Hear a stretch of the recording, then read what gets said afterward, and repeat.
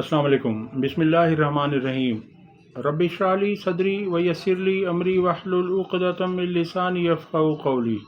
3-4 अहम तरीन ख़बरें आपसे शेयर करेंगे, मगर सबसे पहली ख़बर आपके साथ शेयर करते हैं कि आज डोनाल्ड ट्रंप पाकिस्तानी वक्त के मुताबिक तकरीबन 11 बजे के करीब अपने ओहदे का हलफ उठाएंगे। वाज़ेह रहे कि डोनाल्ड ट्रंप अमेरिका के 47वें सदर होंगे। इससे पहले जो उनकी टर्म थी वो 45वें सदर थे।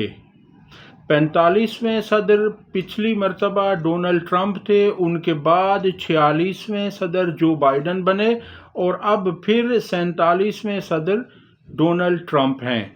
इसीलिए उनके जो पेनाफ्लेक्स लिखे हुए होते हैं वहाँ पर 45 और 47 लिखा होता है, तो बाज़ लोग कंफ्यूज हो जाते हैं कि ये 45 और 47 का चक्कर तो पाकिस्तान में 2024 में चलाया गया, यानी फॉर्म 45 और फॉर्म 47।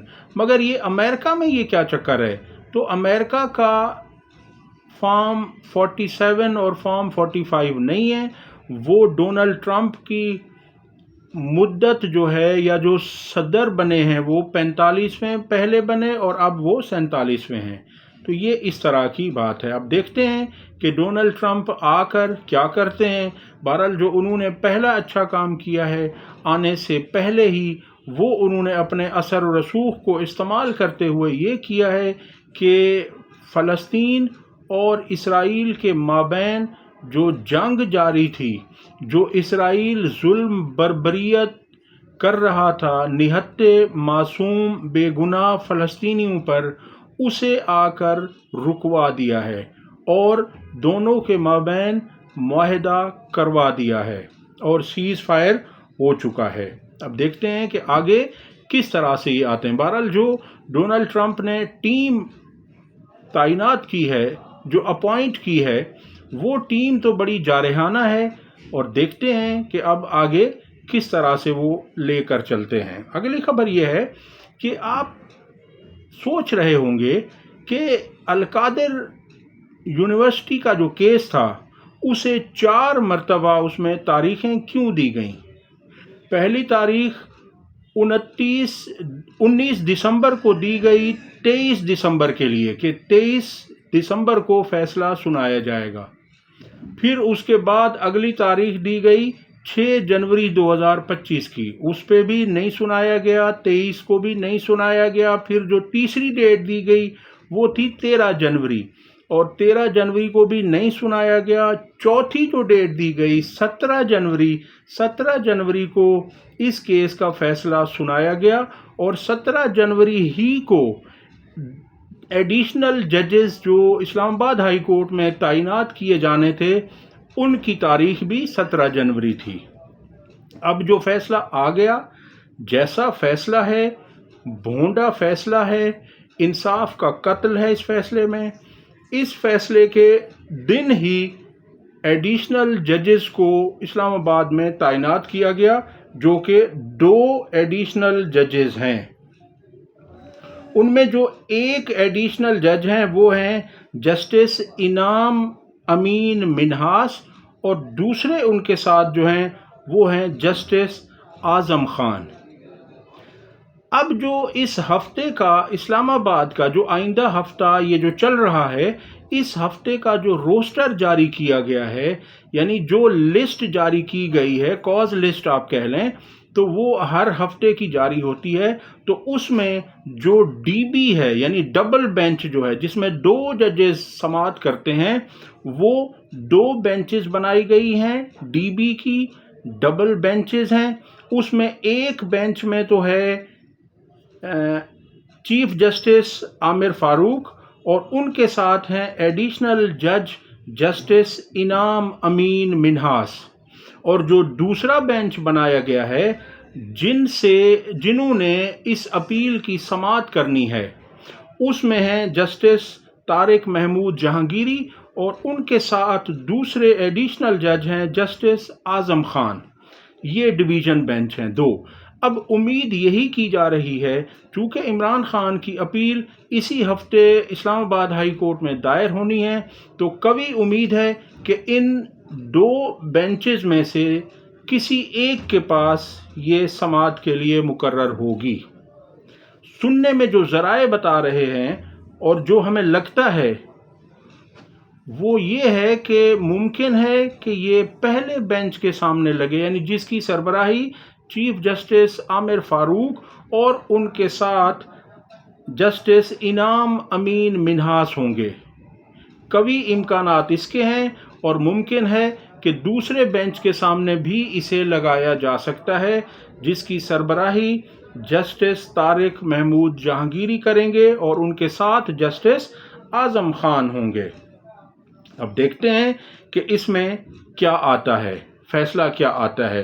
بہرحال اگر اس کو دیکھا جائے تو فیصلہ آنا تو عمران خان کے حق میں چاہیے، کیونکہ اس کیس کو جس طرح سے اس کا فیصلہ دیا گیا ہے، جو اس میں اہم ترین پوائنٹس تھے وہ مسنگ ہیں۔ خود جج صاحب نے اپنے فیصلے میں لکھا ہے کہ استغاثہ میں کے جو ثبوت ہیں ان میں اور ان کے جو بیانات ہیں جو گواہ پیش کیے گئے ان میں بہت زیادہ تضادات تھے، اور اس کے علاوہ میں نے پچھلی ویڈیو میں عرض کیا کہ جو برطانیہ کے ہائی کورٹ کا فیصلہ ہے اس میں بھی واضح طور پر لکھا ہوا تھا، مگر اسے شامل نہیں کیا گیا فیصلے میں۔ اگلی خبر آپ کے سامنے رکھتے ہیں کہ سپریم کورٹ میں ایک مرتبہ پھر کھینچا تانی شروع ہو گئی ہے اور ججز کے مابین لڑائی شدت اختیار کر گئی ہے، اور 26ویں آئینی ترمیم پر عدالتی بحران شدت اختیار کر گیا۔ کسٹم قانون سے متعلق کیس میں 26ویں ترمیم کا معاملہ ٹیک اپ کرنے پر عدالتی بحران شدت اختیار کر گیا۔ جسٹس منصور علی شاہ بینچ کے جوڈیشل آرڈر کے باوجود کیس مقرر نہ کیا گیا، یعنی میں آپ کو عرض کروں کہ 3 رکنی بینچ تھا جس کی سربراہی جسٹس منصور علی شاہ کر رہے تھے، ان کے ساتھ جسٹس عائشہ ملک صاحبہ اور جسٹس عقیل عباسی صاحب تھے۔ یہ اس 3 رکنی بینچ نے یہ حکم دیا تھا کہ بینچ کو مقرر کیا جائے، یعنی ایڈیشنل رجسٹرار سے کہا گیا تھا کہ آپ ہمارا آرڈر ہے اور اس میں فلاں فلاں کیس کو فکس کر دیں۔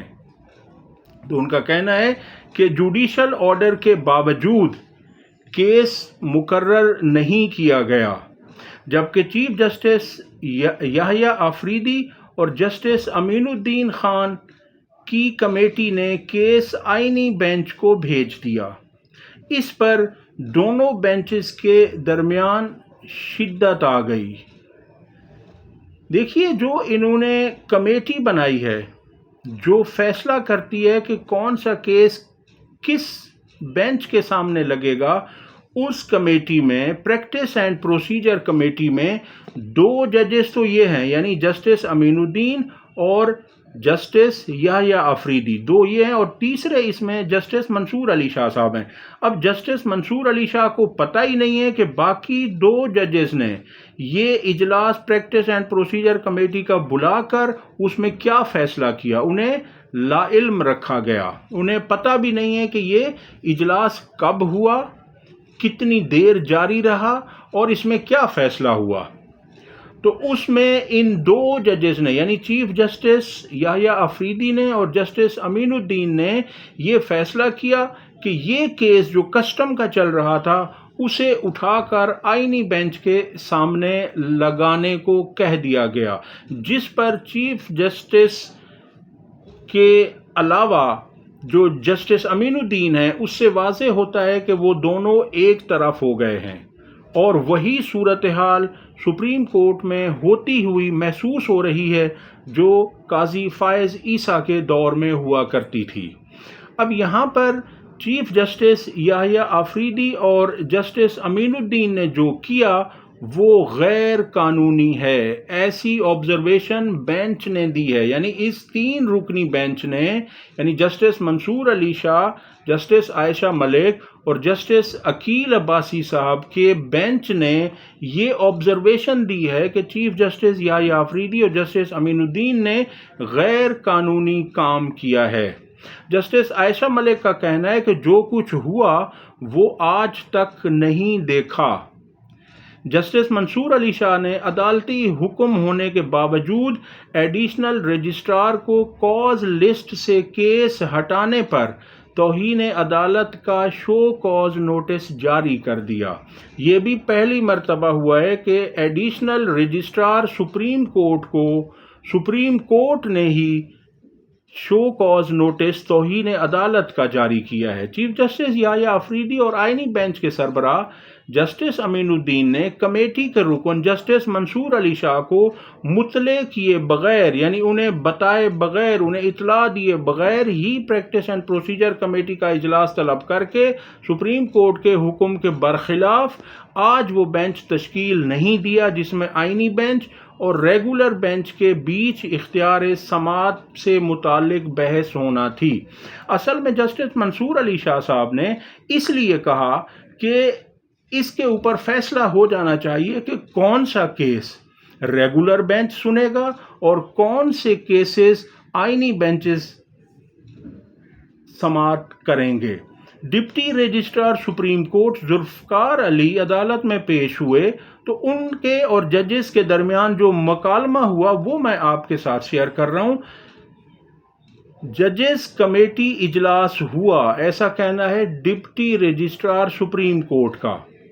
انہوں نے مزید کہا کہ ججز کمیٹی اجلاس میں فیصلہ کیا گیا کہ کیس 27 جنوری کو آئینی بینچ کے سامنے سماعت کے لیے مقرر کیا جائے، ایسا کہنا ہے ڈپٹی رجسٹرار کا، کہ انہوں نے کہا کہ فیصلہ 27 جنوری کو کیا گیا، جبکہ آج کے لیے یعنی جسٹس منصور علی شاہ کے بینچ نے آج کے لیے اس کیس کو مقرر کرنے کا کہا تھا، جو کہ ڈپٹی رجسٹرار نے مقرر نہیں کیا۔ اس پر جسٹس منصور علی شاہ نے کہا کہ میں ججز کمیٹی کا ممبر ہوں، مجھے پتہ ہی نہیں چلا ججز کمیٹی اجلاس کا، حالانکہ میں تو ججز کمیٹی کا ممبر ہوں، یعنی انہوں نے کہا مجھے نہیں پتہ چلا، بتایا ہی نہیں گیا۔ ڈپٹی رجسٹرار نے کہا کہ ججز کمیٹی اجلاس کا فیصلہ فائل کے ساتھ لگا ہوا ہے۔ جسٹس عائشہ ملک نے کہا کہ ہمارے سامنے مقدمات سماعت کے لیے مقرر تھے، یعنی کہ وہ کیسز جس کی میں بات کر رہا ہوں وہ ہمارے سامنے مقرر تھے مگر سماعت کے لیے آئے نہیں، آپ نے انہیں لگایا نہیں۔ تو جسٹس عائشہ ملک نے کہا کہ پورے ہفتے کے ہمارے کیسز ہمارے سامنے فکس مقدمات تبدیل کر دیے گئے۔ جسٹس عائشہ ملک نے کہا کہ اس کی تفصیل بھی بتائیں۔ رجسٹرار سپریم کورٹ نے کہا کہ ہم ٹی روم میں بیٹھے ہوئے ہیں۔ جسٹس منصور علی شاہ کا ڈپٹی رجسٹرار سے مکالمہ، ہمیں ججز کمیٹی اجلاس کے منٹس اور کیسز کی تبدیلی کے متعلق تفصیل سے بتائیں۔ جسٹس منصور علی شاہ کا ایسا کہنا تھا۔ ججز کمیٹی اجلاس کے میٹنگ منٹس بھی لے کر آئیں۔ جسٹس منصور علی شاہ کا ڈپٹی رجسٹرار سپریم کورٹ سے مکالمہ، ہمیں بتائے گا کہ ہم دوبارہ عدالت میں آ جائیں گے، ہمیں بتائیے گا ہم دوبارہ عدالت میں آ جائیں گے۔ جسٹس منصور علی شاہ کا ڈپٹی رجسٹرار سپریم کورٹ سے مکالمہ، یعنی وہاں سے اس وقت ٹی روم میں بیٹھے ہوئے تھے جسٹس منصور علی شاہ، تو انہوں نے ان سے کہا کہ اگر ہمیں آپ کہیں گے تو ہم پھر دوبارہ وہاں پر کورٹ میں آ جائیں گے۔ تو یہ ہے جی سپریم کورٹ کی صورتحال۔ بہت افسوسناک صورتحال ہے کہ پچھلے دنوں چیف جسٹس یحییٰ آفریدی نے یہ بیان دیا تھا کہ اب وہ دن گئے کہ جب ججز کے مابین تفریق ہوا کرتی تھی۔ اب انہوں نے کہا کہ اب وہ دن چلے گئے ہیں، مگر ایسا لگتا ہے کہ وہ دن دوبارہ آ گئے ہیں۔ جسٹس عائشہ ملک نے کہا کہ مجھے سمجھ نہیں آ رہا 2 یا 3 ذہنوں کے مقابلے میں ایک چیف جسٹس کیسے بہتر ہو سکتا ہے۔ اگلی خبر آپ سے شیئر کرتے ہیں کہ مشاہد حسین سید کہتے ہیں کہ پاکستان کی 3 سیاسی قوتیں ہیں: اسٹیبلشمنٹ، عمران خان اور باقی ساری پارٹیاں، وہ کہتے ہیں لیکن تاریخ میں پہلی دفعہ فوج اور حکومت مل کر اپوزیشن کو کنٹرول کرنے کی کوشش کر رہے ہیں اور قیدی نمبر 804 کو کنٹرول کرنے میں ناکام ہوئے ہیں۔ یعنی ان کا کہنا ہے کہ حکومت اور اسٹیبلشمنٹ دونوں مل کر عمران خان اور ان کی پارٹی کو کنٹرول کرنے کی کوششوں میں لگے ہوئے ہیں، مگر انہیں کامیابی نہیں ہوئی۔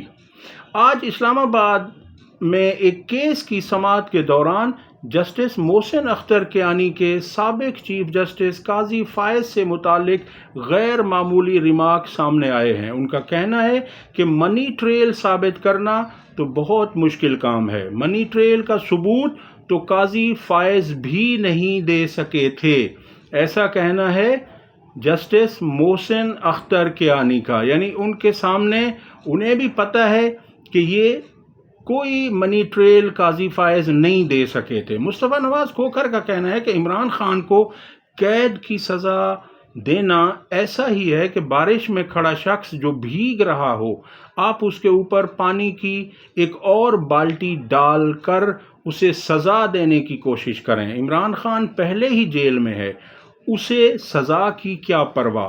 ان کا کہنا تھا کہ آپ نے جو اتنا ظلم کیا، اس طرح کے فیصلے دیے، اتنی سزائیں دیں، اس سے آپ نے عمران خان کی مقبولیت میں اضافہ کر دیا ہے۔ انہوں نے کہا آپ مزید بھی جتنی سزائیں دیتے جائیں، اس سے عمران خان، ان کی پارٹی اور ان کی مقبولیت کو کوئی فرق نہیں پڑے گا، بلکہ ان کی مقبولیت بڑھتی چلی جا رہی ہے، اور یہ سب آپ کے غلط فیصلے ہیں کہ آپ نے عمران خان کو اتنا مقبول کر دیا۔ یہ ایسا کہنا ہے مصطفیٰ نواز کھوکھر کا۔